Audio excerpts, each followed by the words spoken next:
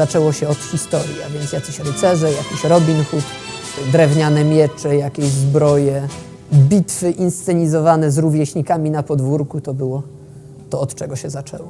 Kim jestem, w sensie czym się zajmuję na co dzień, to jestem studentem przede wszystkim, studiuję prawo i filozofię, a z zamiłowania, z pasji, jak to ktoś kiedyś powiedział, troszeczkę takim wyrzutkiem historii, moją życiową pasją jest wszystko to, co dawniej nosiło francuską nazwę Ancien Régime, Stary Ład.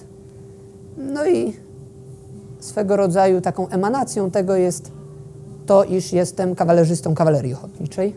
Jest to moją pasją.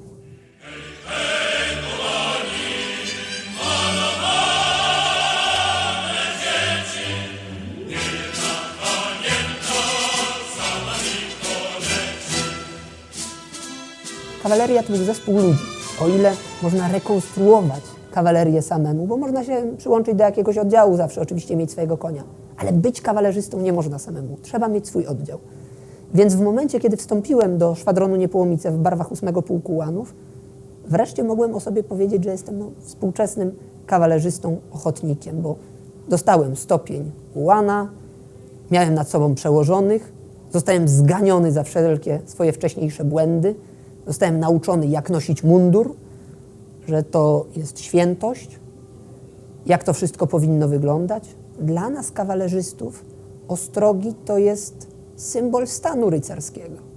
To jest coś obok szabli, co sprawia, że możemy czuć ogromną dumę. Nawet my, kawalerzyści ochotnicy, my jesteśmy też rekonstruktorami. Znaczy, to też jest część naszej służby.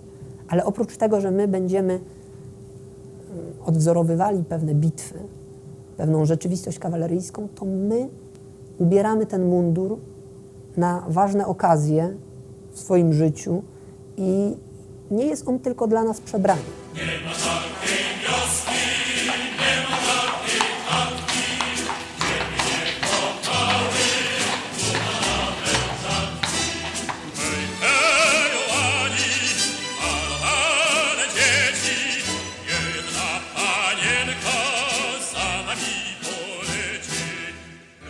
Kawaleria ochotnicza to nie tylko i wyłącznie piękne defilady, ale to są także manewry, ćwiczenia, kiedy człowiek w XXI wieku może poczuć się jak kawalerzysta, choćby na szkoleniach w Centrum Wyszkolenia Kawalerii Ochotniczej w Toporzysku, gdzie nagle ja, studencik siedzący dziennie nad książkami, słuchający o abstraktach, wspaniałych abstraktach, wchodzę w grono ludzi podobnych do siebie, mam nad sobą przełożonych, no i rano, nie słyszy się muzyki klasycznej, bo w domku nie ma bonżurki, ciepłych bamboszków, tylko jest pobudka grana na trąbce.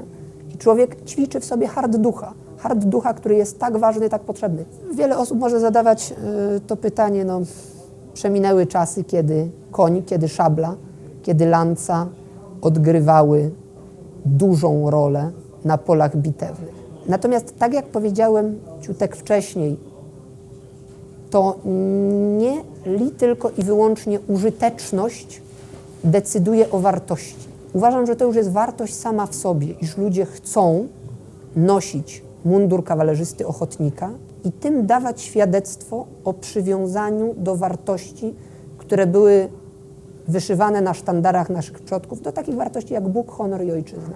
Nie jesteśmy wojskiem, na pewno nie. Nie chcemy udawać wojska. Jesteśmy współczesną kawalerią i chcemy pokazać, iż naród polski, który chyba ma najwspanialsze tradycje jeździeckie w Europie, o tym pamięta.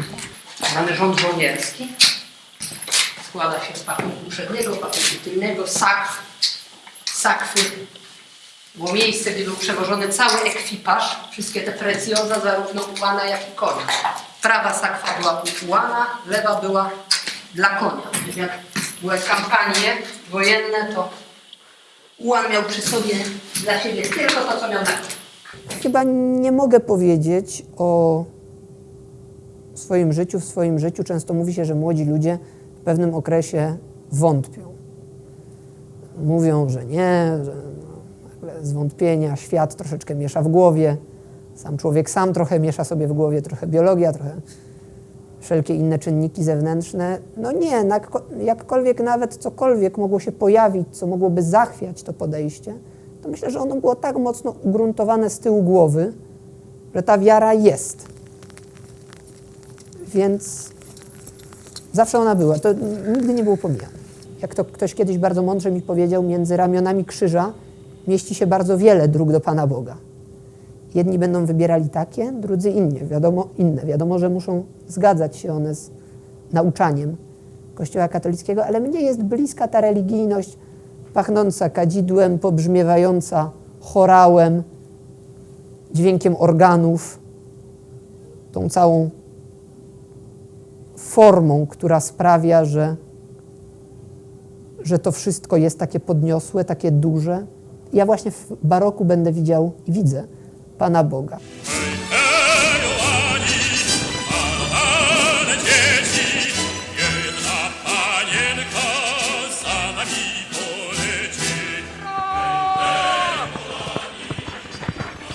Światowe Dni Młodzieży w Polsce to jest ogromna okazja dla nas, Polaków, ażeby dać świadectwo o tym, iż w obecnej sytuacji, kiedy określone wartości, mianowicie wartości chrześcijańskie w całej zachodniej Europie próbują być spychane na bok, ażeby dać świadectwo, że dla nas, Polaków, to jest kwestia podstawowa i że tylu młodych ludzi, o których się mówi przede wszystkim, że głównie żyją dniem dzisiejszym, że pochłonięci są całkowicie wizją świecką, laicką wręcz, że ci młodzi ludzie spotykają się, ci młodzi ludzie przyznają się do krzyża, przyznają się do Kościoła katolickiego. Dla mnie to jest świadectwo.